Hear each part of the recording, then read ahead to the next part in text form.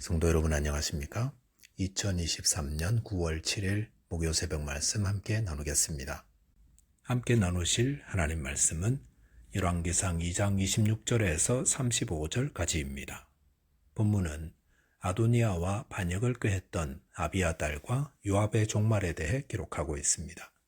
본문을 통해서 하나님의 말씀은 반드시 이루어짐과 공의를 행하는 자 되어야 함에 대해서 묵상하겠습니다. 첫째 묵상할 내용은 하나님의 말씀은 반드시 이루어진다 하는 것입니다. 본문 26절에 보시면 왕이 제사장 아비아달에게 이르되 내 고향 아나돗으로 가라. 너는 마땅히 죽을 자이로되 네가 내 아버지 다윗 앞에서 주 여호와의 궤를 메었고 또 내 아버지가 모든 환난을 받을 때에 너도 환난을 받았은즉 내가 오늘 너를 죽이지 아니하노라 하고 라고 하였습니다. 어제 본문에서는 아도니아가 또다시 왕권을 차지하려는 음흉한 음모를 꾸미다가 죽임을 당했습니다. 그런 후에 솔로몬 왕은 아도니아와 함께 반역을 주도했던 두 사람, 즉 제사장 아비아달과 요압을 숙청하게 됩니다. 솔로몬은 먼저 제사장 아비아달을 제사장직에서 파면한 후 그의 고향으로 낙향시켰습니다. 고대 시대에 반역에 가담했다는 것은 용서받지 못할 죄입니다. 그런데도 아비아달은 죽임을 당하지 않고 제사장직에서 파면당해 고향으로 보내어지는 벌을 받았습니다. 그것은 이후에 요압이 죽임을 당한 것에 비한다면 매우 관대한 것이었습니다. 솔로몬은 아비아달이 부친 다윗 왕이 환난 가운데 있을 때에 함께 동고동락한 공로 때문에 그를 죽이지 않는다 했습니다. 아비아달의 파면은 지극히 당연한 것이었고 하나님의 공의를 따른 결과였습니다. 본문 27절에 보시면 아비아달을 쫓아내어 여호와의 제사장 직분을 파면하니 여호와께서 실로에서 엘리의 집에 대하여 하신 말씀을 응하게 함이더라 라고 하였습니다. 제사장 아비아달의 파면에 대해 본문에서는 엘리의 집에 대하여 하신 하나님 말씀의 응답이라 하십니다. 이 하나님의 말씀이란 사사시대에 엘리 제사장의 두 아들이 온갖 악을 저지르며 하나님의 제사를 멸시하는 죄를 지었을 때에 하나님께서 여러 번 엘리에게 두 아들의 악행에 대해 경고하셨지만 엘리가 아무런 조치도 취하지 않자 결국 하나님께서 엘리의 가문을 영원히 멸하시겠다 말씀하셨던 것을 의미합니다.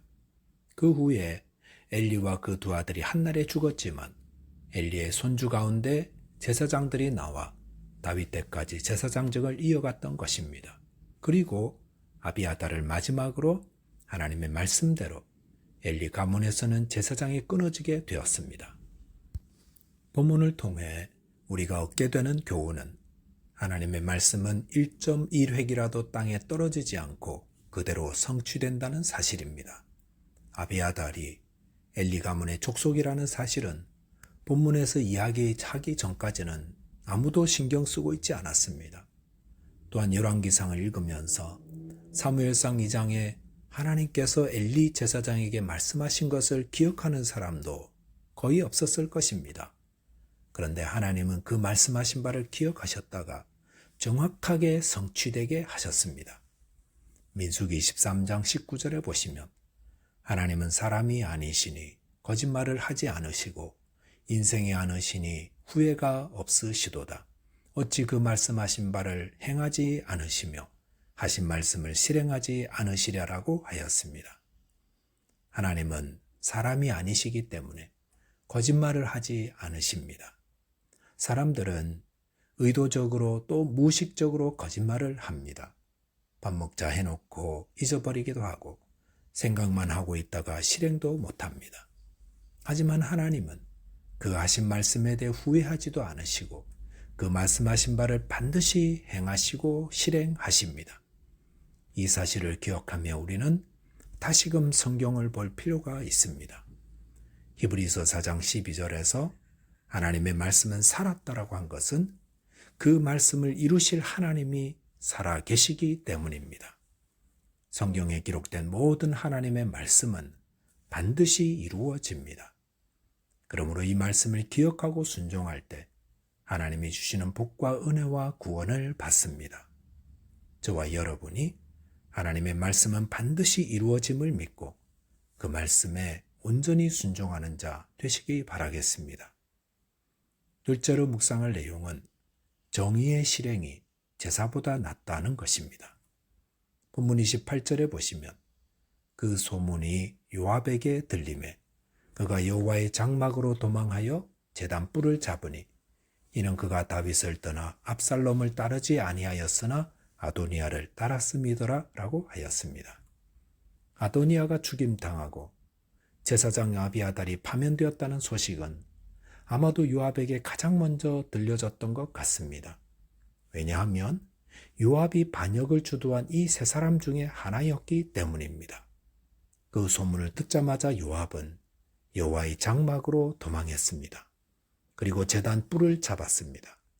제단 뿔을 잡는다는 것은 범죄자가 하나님의 은혜를 구하여 죄를 용서받고자 하는 의도가 포함되어 있습니다. 아도니아도 반역죄를 지었을 때 제단 뿔을 잡았다가 솔로몬 왕에게 용서받았는데 아마도 요압은 이 사실을 기억했던 것 같습니다. 본문 29절에 보시면 요압이 여호와의 장막으로 피하여 제단 곁에 있다는 소식을 누군가 솔로몬 왕에게 알려주었습니다. 그러자 그 소식을 들은 솔로몬 왕은 조금도 주저함 없이 사람을 보내어 요압을 죽이라 했습니다. 제단 뿔을 잡는다는 것은 하나님의 용서의 은혜를 구하는 것인데 왜 솔로몬 왕은 그런 요압을 가차없이 죽이라 하는 것입니까? 그것은 구약의 도피성 제도를 살펴보면 알 수 있습니다. 구약 성경에 보시면 살인을 저지른 자가 도피성에 피하면 목숨을 구하게 해 주셨습니다. 산에서 도끼질을 하다가 도끼날이 날아가 옆에 있는 동료를 맞추어 사람을 죽게 했습니다. 그럴 때 그 동료의 가족들이 이에는 이, 생명에는 생명으로 복수하려 할 텐데 그럴 때 도피성으로 피하면 그곳에서 생명을 부지할 수 있었습니다. 그런 의미에서 도피성은 은혜의 자리입니다. 그런데 일부러 사람을 죽인 자가 도피성에 피했을 때는 어떻게 해라 하셨습니까? 도피성에 피했다 하더라도 그가 일부러 사람을 죽인 자라면 그는 아무리 도피성에 피했더라도 끌어내어 죽이게 했습니다. 만약 도피성 규정에 일부러 살인한 자는 도피성에 피했더라도 끌어내어 죽이라는 규정이 없었더라면 어떻게 되었겠습니까? 아마도 사람들은 자기 마음에 들지 않으면 아무렇게나 사람을 죽이고 도피성으로 들어갈 것입니다. 저거 죽이고 도피성에 좀 들어가 있지 뭐. 이러면서 사람을 죽이는 일들이 비일비재하게 벌어질 것입니다. 이것이 바로 하나님의 은혜를 악용하는 사람들의 악함입니다. 솔로몬은 이 사실을 바로 알고 있었습니다. 그렇기 때문에 비록 여호와의 제단에 피한 자라 할지라도 일부러 사람을 죽인 요압을 끌어내어 죽이라 명했던 것입니다. 도피성이라는 곳이 모든 살인자를 다 보호해주는 곳이 아니듯 제단불을 붙잡는다고 다 살 수 있는 것이 아닙니다. 매튜엘리 목사님이 본문을 주석하면서 다음과 같은 말씀을 했습니다. 정의의 실행이 제사보다 나은 것이며 장소의 거룩함이 인간의 죄악을 묵인해서도 안 된다. 요압을 죽이러 갔던 자가 머뭇머뭇하며 솔로몬에게 돌아왔을 때 솔로몬은 요압이 행한 두 가지 살인죄에 대해 이야기하였습니다.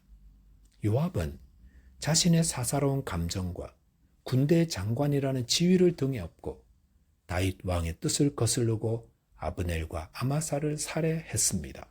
그랬을 때 백성들은 다윗이 죽게 한 것이라고 오해했었는데 후에 다윗이 이들의 죽음 앞에 진실되이 행동하는 것을 통해 오해가 풀렸습니다. 요압은 평화시에 피를 흘리고 또 다윗 왕에게 그 죄를 뒤집어 씌우려 했던 악한 자였습니다. 그런 자가 도망하여 여호와의 제단뿔을 붙잡았습니다.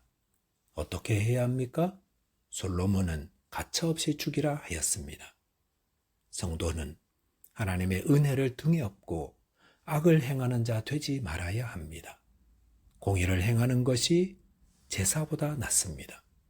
저와 여러분께서 하나님의 말씀을 통해 공의를 행하는 자, 되시기 바라겠습니다.